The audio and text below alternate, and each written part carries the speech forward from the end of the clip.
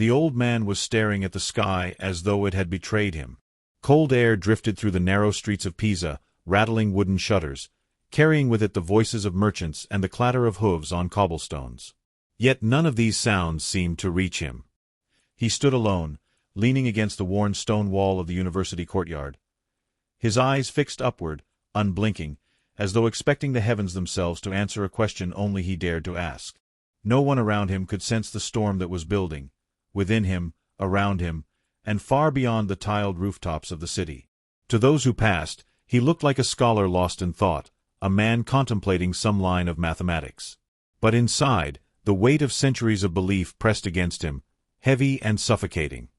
His heart beat faster, not because of what he had yet seen, but because of what he suspected, that the world around him was not as the Church had declared, nor as Aristotle had described. Something was terribly wrong with the accepted order of things, and if he dared to prove it, he might never know peace again. The sky above was clear, deceptively calm. Stars would soon emerge, bright points scattered like secrets across the darkening dome. For most, they were a comfort, fixed, eternal, ordained by God. For him, they had become a riddle. Each night he waited, as though the heavens themselves would one day betray their own design, and in that betrayal he might glimpse the truth. Yet truth, he knew, was dangerous. He had already been warned by colleagues, whispered conversations cut short when his name passed their lips. To ask too many questions was to walk too close to fire. But he could not stop. The questions had already consumed him. The bell of the cathedral tower rang, pulling him back into the moment, each strike reverberating through the stones beneath his feet. People crossed themselves instinctively, murmuring prayers as they went about their lives. He watched them, children laughing, mothers hurrying home, old men smoking by the river. They lived in certainty, blind to the possibility that everything above them might be moving, shifting, and circling in ways no scripture had prepared them for. He turned from the sky, clutching the folds of his robe, his mind racing. The secrets he was chasing would not reveal themselves willingly.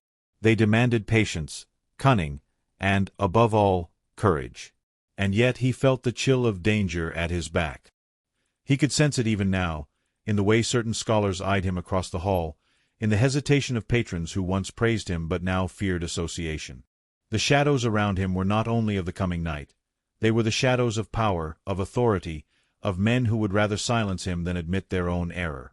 The footsteps of a student echoed down the corridor behind him. He turned sharply, his breath caught in his throat. Only a boy, carrying parchments, hurrying toward the lecture hall. Still, the sound had startled him. He could not shake the feeling that he was being followed, watched, measured. His ideas, his words, even his silences, each one weighed, each one noted. The thought sent a shiver through him, though he forced his face to remain calm. He stepped back into the courtyard, where the shadows lengthened and the lanterns flickered to life. Somewhere in the distance, the Arno River whispered against its banks. He imagined the water carrying secrets away, spilling them into the sea, where no priest or scholar could bind them. He envied that freedom. For though he was a man of reason, of mathematics, he felt himself bound tighter each day by the invisible chains of fear and expectation. And yet, at the heart of that fear, burned something stronger, wonder. The wonder that had first seized him when he held a pendulum and watched it swing, steady as a heartbeat, refusing to obey the rules he had been taught. The wonder that had shaken him when he dropped stones from the leaning tower and watched them fall, not according to Aristotle's sacred words, but according to nature's unspoken law. Each discovery pulled him deeper, past the point of return. The night came fully now, and with it, the first stars. He stared at them again, his breath catching as though he were seeing them for the first time. His hand trembled against the stone wall. They gleamed with terrible beauty, each one a challenge, each one a whisper that the universe was far more dangerous, far more mysterious, than men dared to admit. He knew that to follow them would mean stepping into conflict with forces greater than kings. He knew it might mean ruin. Still, he did not look away. The silence after the explosion was worse than the noise itself. It lingered in his ears like a warning, as though the world were holding its breath, waiting for him to make the next move. Papers scattered across the floor of his study, ink spilled in black rivers over carefully drawn diagrams, and the fragile glass lens he had been grinding rolled away into the shadows, cracked beyond repair. He stood motionless, his pulse hammering against his throat, wondering whether the sound had carried into the street, whether someone outside had already taken notice. No one should have been able to hear, but paranoia pressed in from every corner. His hands shook as he gathered the torn pages, the outlines of his equations smudged and ruined. These were not just idle scribbles. They were proof, fragments of ideas that could topple centuries of certainty. And if the wrong eyes saw them, eyes already searching for a reason to silence him, then the night would end with more than spilled ink. He crouched down, ears straining for the sound of approaching footsteps. Nothing. Only the creak of old wood as the building settled, the distant barking of a dog beyond the Arno. Still, he could not shake the feeling of being hunted. For weeks now, he had sensed it. The glances in the lecture hall, the whispers that died as he entered a room, the careful questions from strangers pretending to be students. Perhaps it was his imagination, but he doubted it. Ideas were dangerous, and his ideas most of all. He pressed his palms against the table and steadied himself. The shattered lens lay before him, mocking him with its fragility. That piece of glass had been his doorway to the stars, a doorway others would soon demand he close forever. With it, he had seen things no man was meant to see, or rather, things no man was supposed to admit seeing. Moons circling Jupiter, tiny worlds defying the perfect symmetry of the heavens, the surface of the moon scarred and broken like the earth itself. Each observation had cut another wound into the old order, and each wound made his enemies sharper, more desperate. The crash had been an accident. His own carelessness, a slip of the hand in his exhaustion. But what if it hadn't been? The thought made his stomach twist. What if someone had been inside the house, watching him, waiting for a moment when his guard was down? He turned toward the door, the flickering candlelight throwing jagged shadows across the wall. He imagined a figure there, cloaked and silent, recording everything, ready to deliver his secrets into the hands of men who would not hesitate to burn books and break lives. The sound of rain began, sudden and soft, tapping against the shutters. For a moment it soothed him, a rhythm to drown out the pulse in his ears. But rain meant darkness, and darkness meant cover for anyone who wished to move unseen. He crossed the room quickly, pulling the shutters closed, locking them with a sharp click. He stood there for a long moment, forehead resting against the wood, listening. Nothing but the rain. When he returned to his table, he picked up one of the ruined pages. The ink had blurred, yet the meaning still shone through. Ratios, angles, distances, evidence that the heavens were not what priests claimed. He should have felt triumph, the satisfaction of discovery, but instead he felt a tightening coil of dread. These numbers had the power to reshape the world, yet they could just as easily be the noose around his neck. He imagined the tribunal, the cold stone hall, the inquisitors staring down at him with unreadable faces. Would they accuse him of heresy? Would they twist his words until they sounded like blasphemy? He had seen what happened to men who refused to bend, the ruined reputations, the broken bodies, the lives ended in disgrace. He swallowed hard, forcing the thought away, but the image clung to him. A sudden knock rattled the door. 3 sharp strikes, quick and deliberate. He froze, candlelight trembling with the draught. The knock came again, louder this time, echoing through the silence like a verdict. His breath caught, his hand hovering over the pile of papers. If it was a friend, why at this hour? If it was not, then it was already too late. The rain fell harder, drumming against the shutters, but nothing could drown out the third knock. Whoever it was, they would not leave. He reached for the pages, stuffing them into a drawer, pressing it shut with trembling fingers. His heart pounded in his chest, each beat louder than the last. He could not decide whether to answer or to remain silent, whether to confront the shadow beyond the door or let it pass by, unnoticed. The knock came once more, slower this time, deliberate, as though the visitor already knew he was inside. He stepped toward the door, each movement heavy, deliberate. He placed his hand on the latch but did not lift it. Behind the wood, someone waited. Friend, enemy, or fate itself, he could not yet know. And in that moment of hesitation, he realized the truth. The danger was not only outside his door. It was within, in the knowledge he carried, in the questions he could not stop asking. Whether or not he opened that door, his path was already chosen, and it led straight into the storm. The letter was not meant to be read aloud, yet someone had already broken the seal. It lay on his desk when he returned from the lecture hall, folded neatly as if untouched, but the faint smudge of wax on the parchment told him otherwise. He stood over it, the room closing in around him, pulse thundering in his ears. Every instinct screamed that this was no accident. Someone had slipped inside, someone had read what was never meant for other eyes, and someone now carried away knowledge that could destroy him. He did not touch the letter at first. He only stared, trying to imagine the invisible hands that had unfolded it, the eyes that had scanned the lines, the mind that had judged what it found. The words written there were dangerous enough on their own. Calculations, notes on Jupiter's moons, sketches of their shifting positions. To most they would mean nothing, but to the right enemy they were proof of disobedience, proof of defiance against doctrine. He had left them here in trust, in arrogance perhaps, believing the walls of his study were enough to protect him. Now the walls felt like a trap. He reached out at last, fingers brushing the parchment, and unfolded it slowly. The writing was his own, but something about it looked different, creased, bent, too sharply folded. He tried to steady his breathing, but the thought burned in his skull. If the letter had been read, then who had read it? A student eager to curry favor? A rival hoping to strike at him? Or worse, a messenger already bound for Rome with evidence clutched in his hand? The candle guttered as a draught slipped beneath the door. He spun toward the sound, heart lurching, but there was nothing there. Only silence, thick and expectant, like the silence before judgment is pronounced. He forced himself back to the table, laying the letter flat, smoothing its edges as though he could erase the intrusion. He whispered to himself, perhaps to steady his nerves, perhaps to remind himself that he was still in control. Yet the words caught in his throat, fragile, unconvincing. Outside, the streets of Florence bustled with life. Voices carried through the shutters, vendors calling their wares, children chasing one another, the clatter of a cart over stones. The city went on, oblivious. But within this room, time seemed to slow, each second thick with danger. He felt as though he had been marked, as though some invisible ink had been pressed upon his skin, a signal to those who hunted men like him.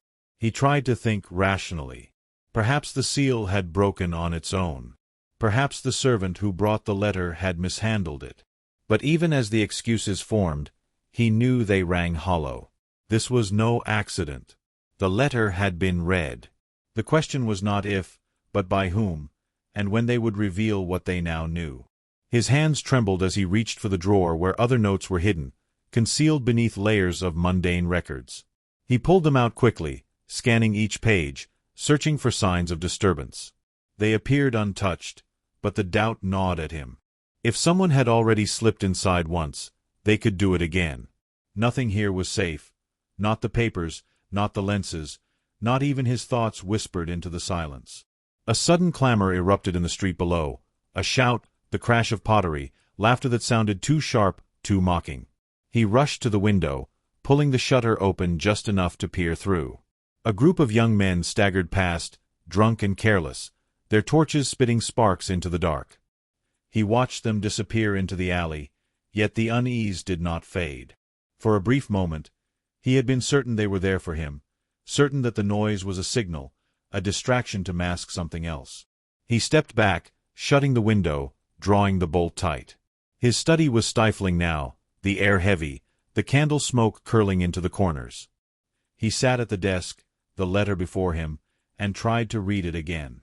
The words blurred, his mind racing too quickly to focus. He imagined the letter in another man's hands, perhaps a bishop's, perhaps an inquisitor's, each line transformed into a weapon, each calculation twisted into a confession. Another knock came at the door.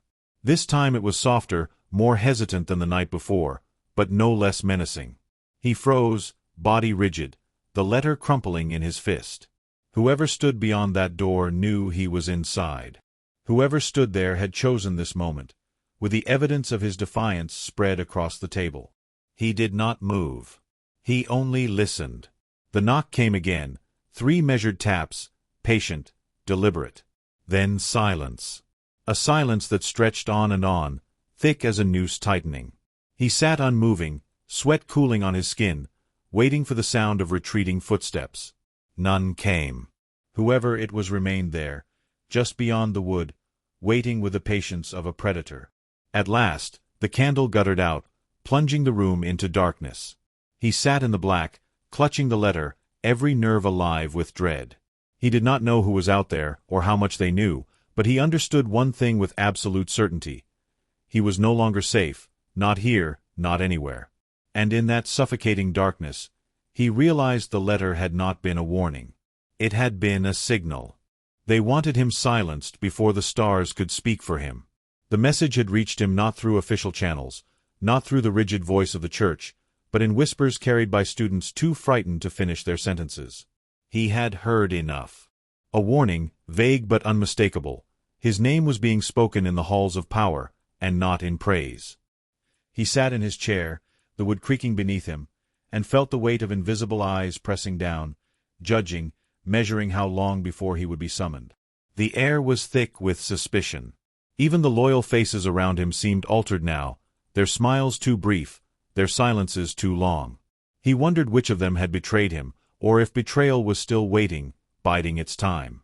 The more he thought of it, the less certain he became that any place in Florence, or Pisa or Padua, was truly his own.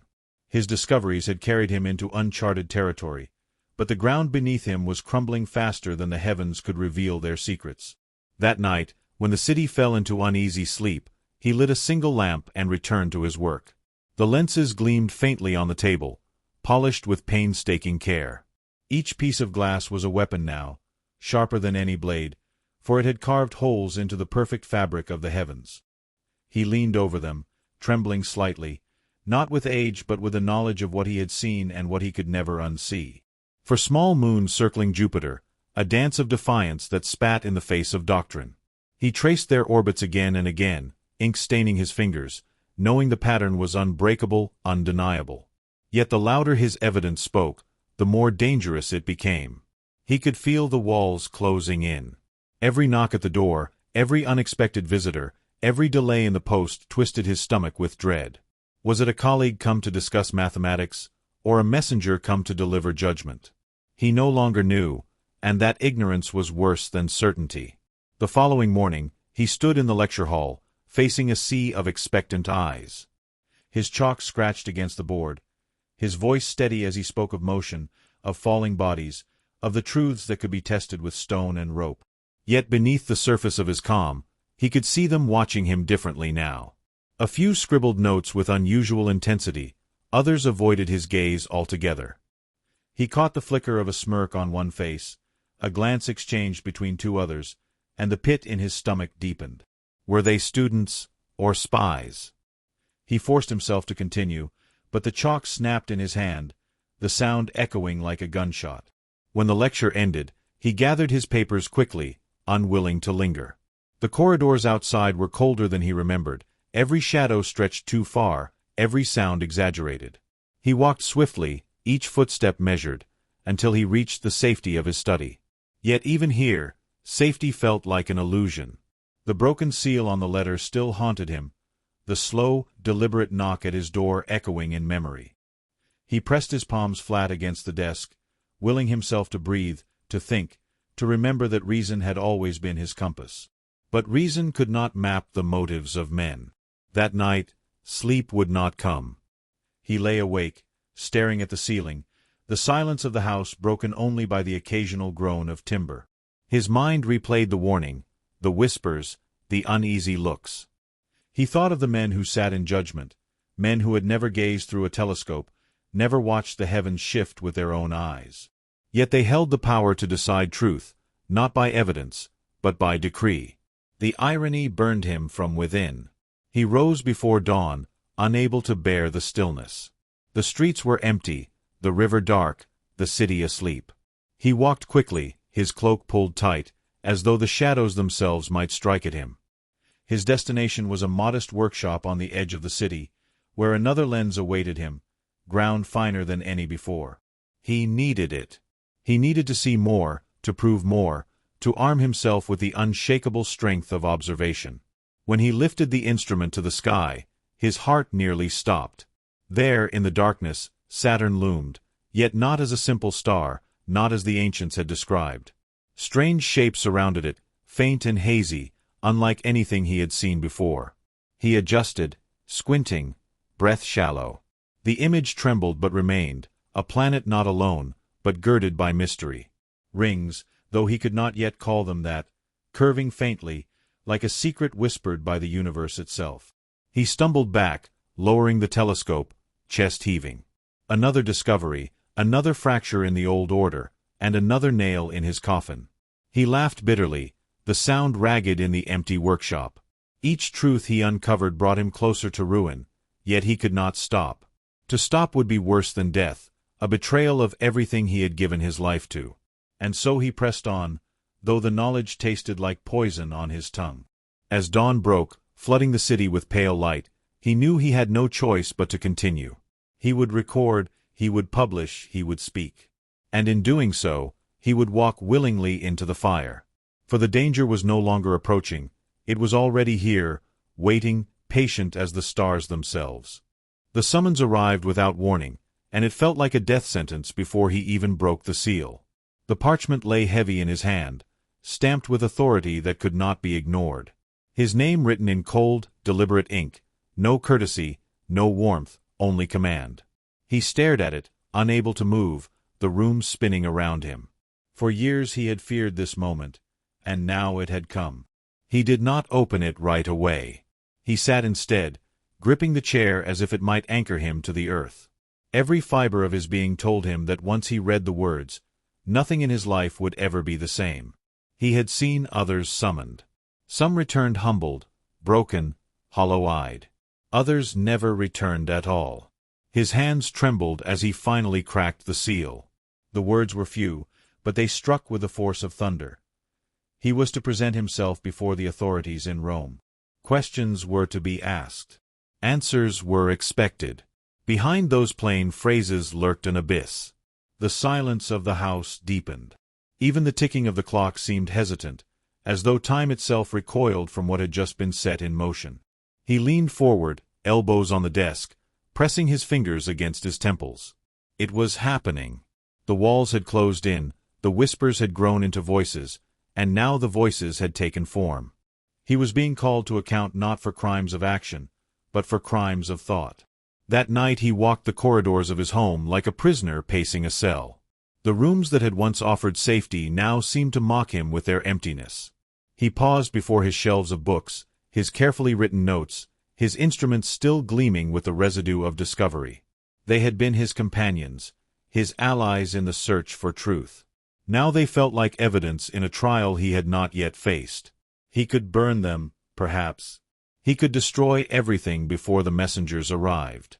But even as the thought came, he knew it was impossible. The truth was no longer in the pages, no longer in the glass. It was in him. To silence it, he would have to silence himself. The journey to Rome began under a sky that felt too vast, too indifferent. Each mile carried him farther from the quiet certainty of his work and deeper into a labyrinth from which he could not be sure of returning. The faces he passed along the road blurred together, merchants, peasants, soldiers, yet he imagined each one whispering his name after he had gone by. His reputation had traveled ahead of him, and with it, the weight of suspicion. At night, when the company rested, he lay awake, staring at the stars. Once they had been his solace, his companions. Now they seemed distant, unreachable, as if the universe itself had recoiled from him. He traced the constellations with his eyes, wondering if this was the last time he would see them freely. A chill ran through him as he thought of stone walls, narrow windows, chains. He closed his eyes, but sleep did not come. When at last he entered Rome, the city pressed in with its grandeur and menace. The streets teemed with life, yet beneath the bustle he sensed the undercurrent of power, the invisible hand that shaped the fates of men. The summons had brought him here, but it was not the paper that bound him. It was the will of those who had long waited for this moment. He was led through winding corridors into chambers that smelled of incense and stone. Faces watched him, stern and unreadable. No questions yet, no accusations, only silence, heavy with expectation. He stood there, heart hammering, knowing that every breath, every glance, every word unspoken would be weighed. The interrogations began slowly, cautiously. What had he seen? What had he written? Did he believe the earth moved? Each question was a blade, testing the strength of his resolve. He answered carefully, balancing truth with survival, every phrase measured to avoid the trap he knew was being laid. Yet with each exchange, he felt the ground eroding beneath him. The more he tried to stand firm, the more they pressed, circling closer, hungering for the moment he would stumble. Days blurred into nights, each session leaving him weaker, more hollow. The chambers echoed with voices that demanded obedience, not understanding. They did not want to know what he had seen, they wanted to know if he would bend. And slowly, inexorably, he felt the pressure mounting until it became unbearable. At last the demand came plain: recant.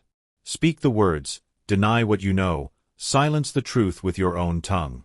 His throat closed, his chest constricted.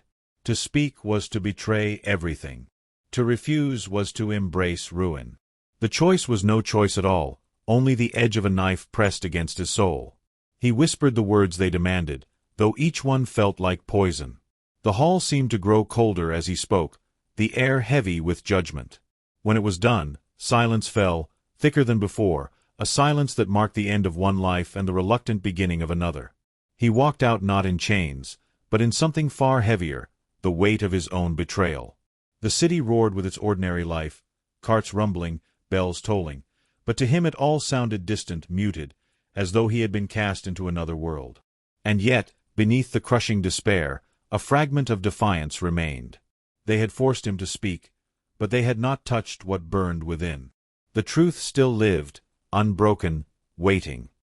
He knew he would never again look at the stars with the same innocence, but neither could he ever unsee them. The conclusion was clear: his voice might be silenced, his body confined, but the heavens themselves could not be unmade. The danger was not over. It had only begun. They told him he was free, but the walls around him said otherwise. House arrest, they called it, merciful compared to prison, merciful compared to the stake. But every shutter, every locked door, every step he was not allowed to take made the word mercy taste like ash. He moved through the corridors of his villa like a ghost, knowing that beyond those walls stretched a world he could no longer touch. Freedom dangled just beyond the gate, yet he might as well have been buried alive. The silence was his captor now. It pressed in at all hours, broken only by the creak of wood or the faint murmur of servants. And within that silence lurked danger. He never knew if the next letter delivered, the next visitor permitted, carried with it a thread of accusation. Even in confinement, he felt their eyes on him, their questions, their hunger for a single misstep. He told himself that obedience might shield him, but obedience had already stripped him of everything. He returned to his papers, to the endless lines of ink that had once thrilled him with possibility. But now every calculation carried the taste of betrayal. He had spoken their words, denied his own eyes, bowed before their command. The echo of that moment haunted him, the sound of his own voice reciting lies that sickened him. Still, he could not stop writing. To abandon the work entirely would be to abandon himself. And so he continued, carefully, quietly, hiding his fire behind layers of caution. He dictated thoughts to his students, shaping them as fragments, as puzzles, disguising defiance as discourse. They wrote with nervous hands, aware that each page was a risk. He watched them with equal fear, wondering which of them carried his legacy forward and which carried his words into the wrong ears. The days stretched into months. His sight began to fail, darkness creeping in at the edges until even the pages blurred before him. The stars that had once spoken so clearly now hid themselves, faint and unreachable. This was the cruelest punishment of all, to spend his life unveiling the heavens, only to be denied their light in the end. Some nights he wept quietly in his chamber, his tears bitter not from weakness, but from the knowledge that time was stealing what his enemies had not. Yet still, the questions burned. Still, the universe whispered. He dictated his final work with urgency, as though he knew the hours were slipping away. The words flowed, heavy with the weight of experience, sharper with the scars of battle. He was no longer the bold young man dropping stones from towers, no longer the triumphant discoverer of Jupiter's moons. He was something else now, a man who had faced fire and bent, yet refused to break completely. The villa became both his prison and his fortress. Beyond its walls, the world moved on, new rulers, new conflicts, new discoveries. But within, he fought his last battle with ink and memory. Each dictated line felt like a rebellion, a refusal to let them have the final word. The tension never left him. Every knock at the door set his heart racing. Every whisper from a servant twisted into suspicion. He lived in perpetual fear, yet he also lived in defiance. He thought often of the stars, of the nights when the telescope revealed truths no man had dared imagine. Those visions had brought him here, confined and watched. And yet, if he could choose again, he knew he would. The danger had been worth it. To live blind to the truth would have been a greater prison than these walls could ever provide. The conclusion loomed with each passing day. He felt it in the weariness of his bones, in the dimming of his sight, in the long pauses between his breaths. Death waited, patient, inevitable. But he no longer feared it. What he feared instead was silence. The thought that his discoveries might vanish with him, erased by decree, buried beneath the weight of authority. And so he pressed on until the very end, speaking, dictating, resisting in the only way left to him. His enemies had taken his freedom, his voice, his sight. But they could not unmake the heavens, nor undo what he had already set in motion. The truth was out there now, in the orbits of planets, in the swing of a pendulum, in the minds of those who would come after him. He whispered once, late at night when no one else could hear, "They can cage the man, but not the universe." And with that, he knew the conclusion of his story was not truly his own. The danger had been real, the losses profound, but the legacy belonged to the stars, and the stars would never be silenced. The truth outlived him, and that was the most dangerous thing of all. He had gone to his grave under watch, branded as a man who bent to power, yet his words continued to breathe. The ink of his pages carried a pulse stronger than any decree. He had been silenced, but silence did not hold. It never does when the truth is sharp enough to cut through centuries. I think often about what that means. How a man can be both broken and victorious at once. Galileo had spoken the words they demanded. He had bowed under the crushing hand of the Inquisition, but in doing so he placed his ideas beyond their reach. It is almost as if he used obedience as a disguise, a mask to protect what truly mattered. His body surrendered. His discoveries did not. That paradox is what unsettles me most, that survival itself can become a weapon, more lasting than martyrdom.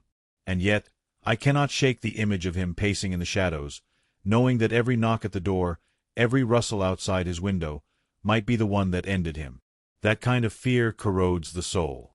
He was forced to live not in the glory of discovery but in the tension of betrayal, betrayal of himself, betrayal by others. The danger was never a single moment. It was constant, lingering, tightening around him like a rope that never broke, only pulled. When I imagine him blind in his final years, dictating his last work in whispers, I feel the sharp edge of tragedy. Here was a man who had once opened the skies with his own eyes, now trapped in darkness. But even then, the danger did not vanish, it grew. Because words written in the dark can travel further than visions seen in the light. That is what unsettled his enemies most.